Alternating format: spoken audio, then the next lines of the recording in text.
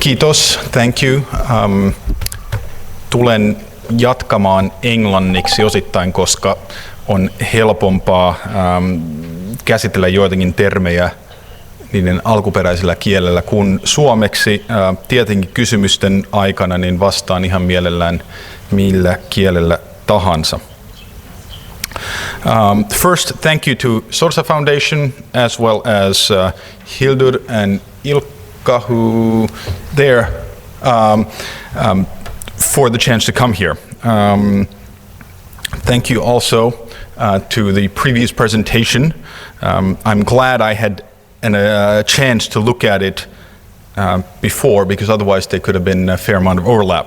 There still will be. You've already heard a little bit about American exceptionalism, some thoughts about Obama as an Islamic candidate as opposed to a Manchurian candidate, and so on. My job, when I was asked to talk about religion, U.S.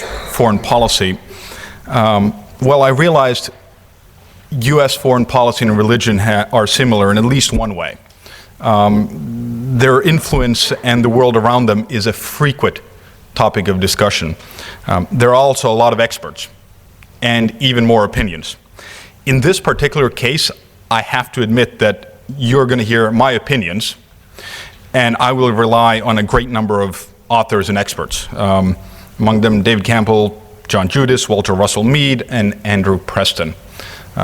I purposefully left our commentators' writings out, because I always find that commenting on your own things or own brilliance is sometimes difficult, but certainly some may find influences there too.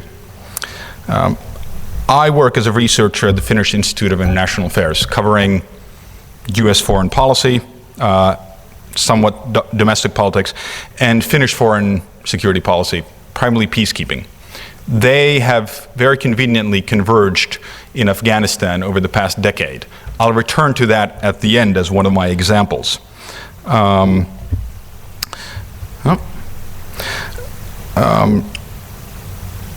Without making too much of an exaggeration, I think you could safely say that if it weren't for religion and culture, we would not be in Afghanistan right now, neither Finland nor the United States. I'm happy to try to explain that in greater detail in the questions. In fact, the US wouldn't be in many places without the impact of religion, and that's really what I'm going to try to go through. I'm going to do it trying to follow the footsteps of a preacher, or a good preacher.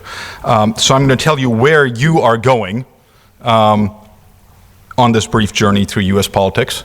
My main points. With these main points in mind, I'm going to try to sketch out something of a fresco, or maybe a stick drawing, about how religion came to color US foreign policy so deeply. I'm going to have a few examples and speculate a little bit about the future. Now, my main overriding theme is an argument is this: US politics, and by extension foreign policy, is infused with religion, or more correctly, religiously inspired ideals, themes, morality, and so on. Religion only seems to have a low influence if we look for specific issues. Before anyone raises their hands, there are exceptions. Depending on how you support it or not, Mexico City Proclamation, gag rule, Israel, and a few others. But overall, my argument is that religion simply infuses US foreign policy making, but maybe in a different way than you imagine. Two, and this goes to the future, I think the United States and Europe too is going to find it ever more hard to operate in this world, and the world we're seeing emerge, if we insist on not recognizing the role that religion has in societies, in creating moral, ethical norms, or at least bringing them forward, providing a sense of community, creating a community. If we ignore this and simply think it's a matter of laws and rationality, the ending will not be good. Let's put it that way. One of the implications of theme number one is that, yes, the religiosity of US presidents does matter. I'll give you some examples in a while. But it really matters at the margins or some specific issues. All presidents are influenced by this broader framework, understanding the mission, as it were, of US foreign policy, the nature of the United States. And that inspiration comes from religion. Now, when I first began thinking about this presentation, a few phrases came to mind. One was American exceptionalism. The other one is God's chosen people. A word also came to mind, which is freedom. All the psychologists or educators in the room, you're free to complete your psychological assessment of me now, based on those things. Yes, it does sound kind of phony to many when especially American politicians talk about freedom. It gets even my skin to crawl occasionally. We're about to see a few examples. Now, what kind of freedoms? Well, few that we'll run across again in what we're about to see and that you should think about. One is the freedom to choose leaders. Democracy is the easy way. Freedom to pursue happiness, trade, a trade or a job, as it were. That gets translated into free markets. There isn't a one-on-one, this is what the Pilgrims said and this is foreign policy is, but you can easily trace a linkage between these. You change one or two words, as I'll note, exceptionalism becomes American exceptionalism and so on. And then for our purposes, the most important one, freedom of religion. And especially Andrew Preston in his newest book makes a really compelling case that it is in fact freedom of religion which is and has been at the core of American foreign policy. Okay, so what do the leaders of American foreign policy, the presidents, say about, well, foreign policy, but religion, as it were? Frequently, things are described using more modern words, but they're infused with religious undertones and backgrounds. Take the first quote, which is Mitt Romney, when he was still a candidate, about a little more than a year ago, at a place called the Citadel, military institution, if for those that don't know. Here's the whole long quote. You're free to read it. I will highlight the middle part, which is effectively a description of why the United States should have a foreign policy and what it should do. It is our duty to steer the world, onto a path of freedom, peace, and prosperity. An eternal torch of decency, which is a reference to light on a hill, freedom and hope. Romney does allow that it's not America's torch alone, but here, it is America's duty and honor to hold it high enough the world can see its light. Again, a reference to the light on the hill. If you understood nothing of American history, you might think this is just simply bombastic. I genuinely believe that both Mitt Romney and other American presidents who use these phrases, they believe this. Yes, there's then a policy layer, which I'll describe, which reflects slightly different policies. But this is not just kind of a mimicking religious phraseology. What you should note is also the idea that the US needs to create and sustain an international system which ensures the security and prosperity for all the willing. Here it says allies. This ensures American security. So you create something good elsewhere, and I'll return to where this idea comes from, and it'll ensure security, safety, prosperity at home. Now we'll take a look at a few campaign ads. You might want to wonder why campaign ads. My argument is they distill things to a very simple essence, kind of like statues during Roman Empire time. Everyone could read those statues. No sword, no arrow, no scroll in those statues is there randomly. And they're all written or made, as it were, in a type of symbolic language that people of the time could read. The campaign ads are somewhat similar. Let's start with Rick Perry. No, let's start with Obama, in fact. This is a total of, all of these are a total of about 5 minutes or so.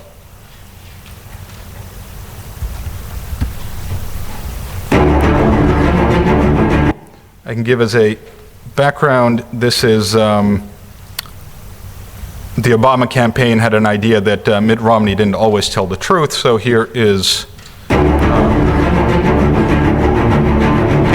this president decided he was going to try and negotiate for Israel by saying, let's go back to the 67 borders. Israelis and Palestinians will negotiate a border that is different than the one that existed on June 4th, 1967. This president spends a lot of time apologizing for America. We will not apologize for our way of life, nor will we waver in its defense. Russia, that this is, without question, our #1 geopolitical foe. He acts like he thinks the Cold War is still on. Russia is still our major adversary.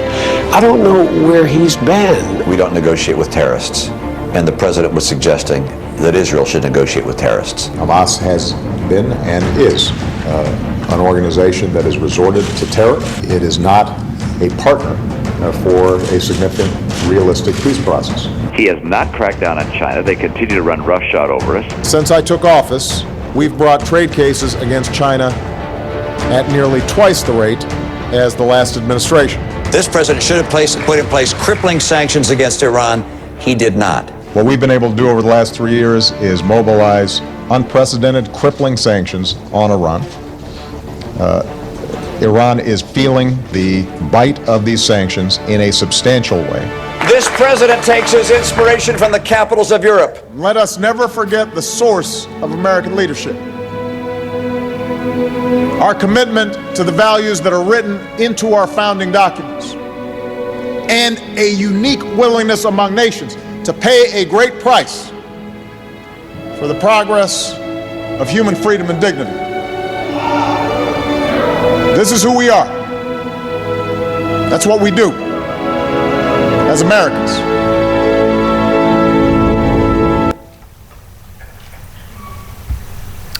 And just to ensure that we up the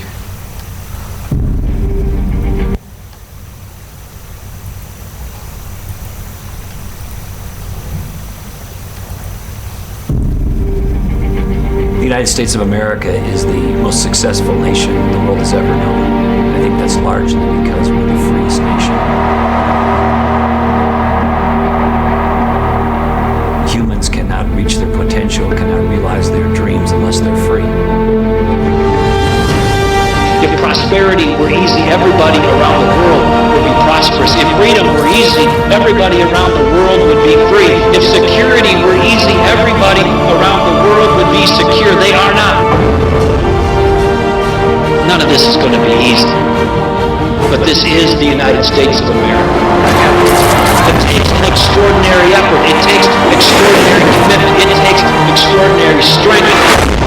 The Valley Forge wasn't easy. Going to the moon wasn't easy. Settling the West wasn't easy. We are the American people.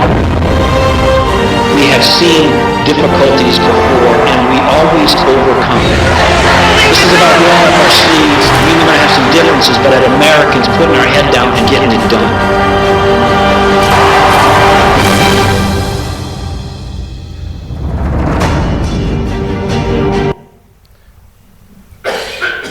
going through the various little implications and scenes, obviously not one scene there is there by accident. Good thing to, would probably take the whole day. Let's see if I can get to the final one. Rick Perry, note the white horse and many other, well, interesting allusions.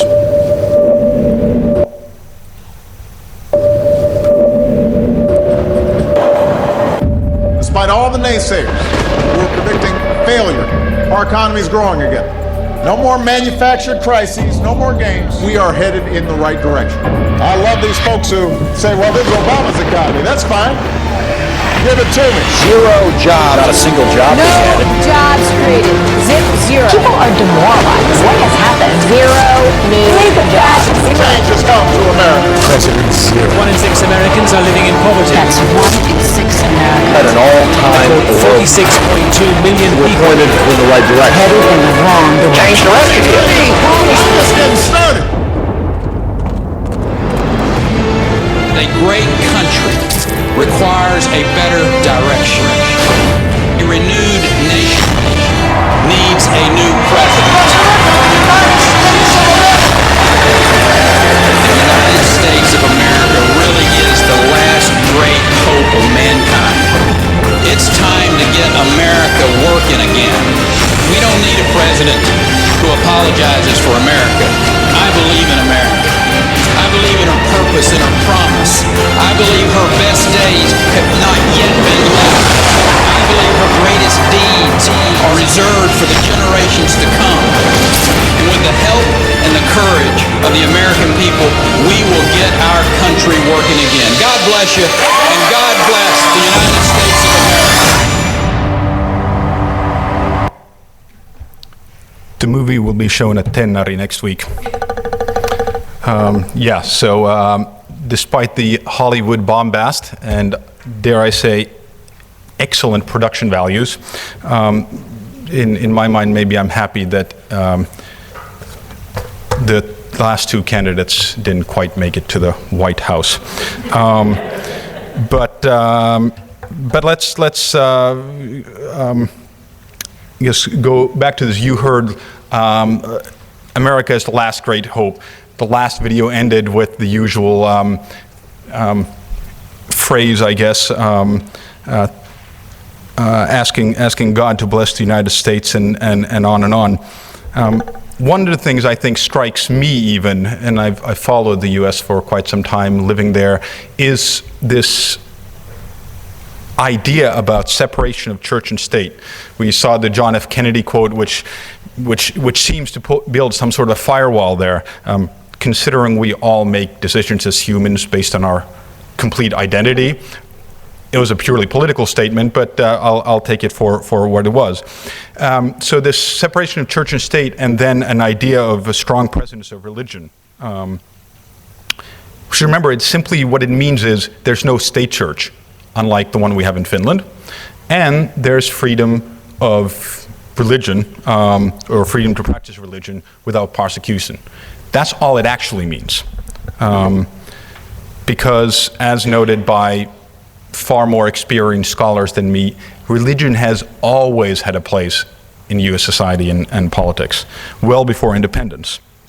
But after World War II, there's a clear trend towards secularization, which is strengthening, both on the public plane, but then within people. Why? Well, I think there are many reasons, but I'll give two, which may be relevant to the religion thing. One is all Protestants, Catholics, Jews, etc., they all contributed to the war effort. And individuals with these different religious backgrounds then began an ascent, or a stronger ascent, to different positions of power.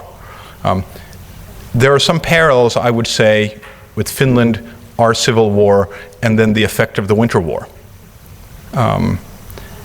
The other one, nuclear weapons. Nuclear weapons and mutual assured destruction required rational thinking. Rational thinking was secularity. I'll get to that eventually, but posit those are two possible explanations for this as far as foreign policy goes.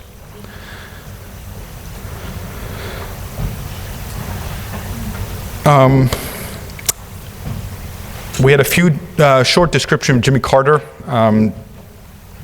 as the first born-again president. Ronald Reagan is still viewed as the one that injected religion into foreign policy, or re-injected it, as it were. I mentioned the Mexico City Proclamation, or global gag rule, depending on which side of the fence you sit on.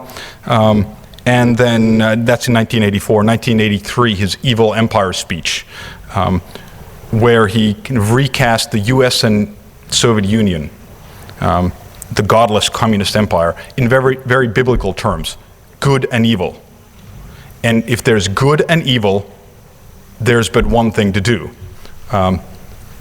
This certainly inspired Reagan, and I will argue with the help of John Judas that it inspired George W. Bush in his decision to invade Iraq also. So, we get to Reagan, skip the elder Bush. Clinton certainly wasn't adverse to using religious language even in foreign policy. But I do think that George W. Bush and his response to 9/11, not just him, not just 9/11, but his response to 9/11 ensured that religion and foreign policy would be mixed for the next few decades at least. But what the day also meant was that what started out as an academic article that I had the pleasure of reading in the US and then became one of the misunderstood books of recent times. The most misquoted one is probably the Bible, I think, but the misunderstood Samuel Huntington's Clash of Civilization, Remaking of World Order. It became a bestseller. I won't go into the book, but I'll simply note that while Civilizations was used as a coverall for Islam in some very nefarious ways often in the US, it was probably a positive reminder to a lot of policymakers that foreign policy was no more rational than domestic policy in some ways. Culture, civilizations, new and old, religion, all had to be considered. So while the book has been misused to many ends, it might have served a good purpose in the end. Now, where does all this come from?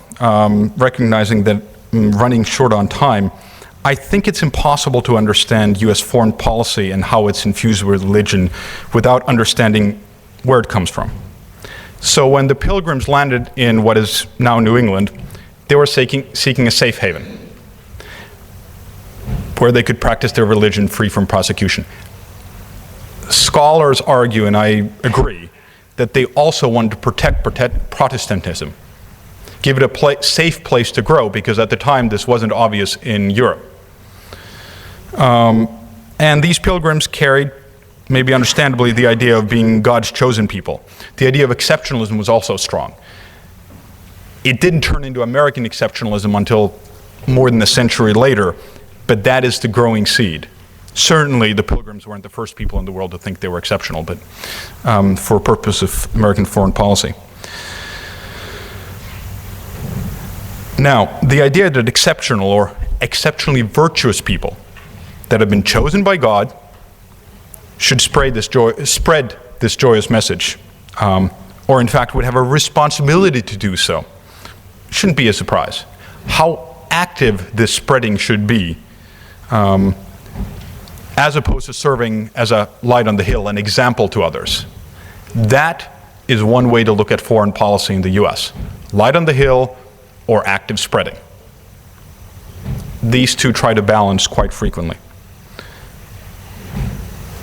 Now, the sense of mission and importance of freedom of religion, they were established well before democracy and pursuit of happiness, trade, were about a century later as far as purposes of American foreign policy. The next great idea, manifest destiny. Shall we say the preordained by God expansion of the US throughout North America. The concept wasn't specific, but the idea is, go and ask any child in the US who's taken their 8th or 9th grade American history class, and they will be able to tell you about manifest destiny, spreading, I guess the idea that expansion would bring good things to the savages, children, native, godless. Of course, now they're not going to use those phrases, but I'm not sure they would understand this is what manifest destiny meant.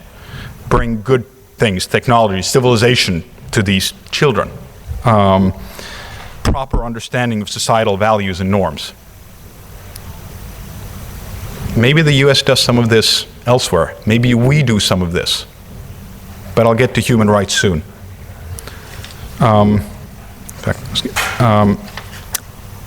little later, say first half of the 20th century, democracy and somewhat universal rights. After World War II, human rights certainly became a focus of US foreign policy. Again, having been derived from or inspired by religion.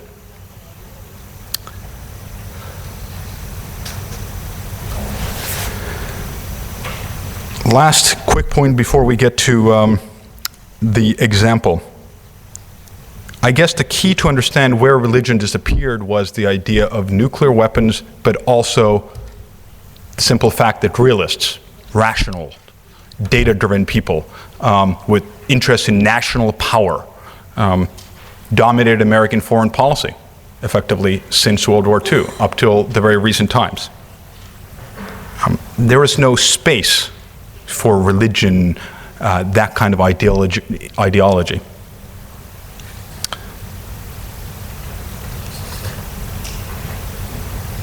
Quick note on Iraq.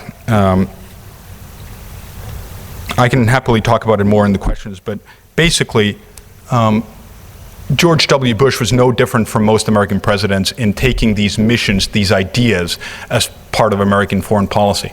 What probably made him different, and I agree with John Judas on his argumentation, is that he then adopted into policymaking some specifically religious ideas, in this case about millennialism and American millennialism. Battle of good versus evil. The idea that the ultimate conflicts would not be solved through gradual change, but through some cataclysmic transformation. And that if you start it in Iraq, it'll spread elsewhere. Now, this combined with the American light on the hill example, thinking, has meant that in Iraq, as in many places before, there was a slight mistake made in the assumption that American soldiers would be welcomed as liberators, as bringing of justice. The Indians didn't have a choice, but in this case there were a lot of people with laptops, video cameras, etc., who could maybe provide an opposing perspective on this. Skip that quickly. What about the future? Well, I spent a lot of time thinking about the US in Asia, and the pivot to Asia is real. The US is not going to forget Europe, but it'll pivot to Asia. One of the challenges for the US, particularly as it relates to today's topic, is the US foreign policy focus is shifting from a largely secular, Enlightenment-inspired Europe, including Russia, to countries where religion is in a different way even more integral to daily lives and culture than in the US, where time, life are not linear but circular, and a place where time horizons are much longer. This requires a change in thinking. As I noted, I'm a little concerned that if we don't at least allow for the impact of culture and religion into our foreign policy thinking, not necessarily to impact policy, but into our thinking, we too are going to have some problems. And that, I think, is the big challenge for the US. Keeping in mind culture, religion, not letting it guide specific foreign policy decisions. We have a recent history of showing where that doesn't always work out well. Thank you for your attention. Look forward to challenges and questions.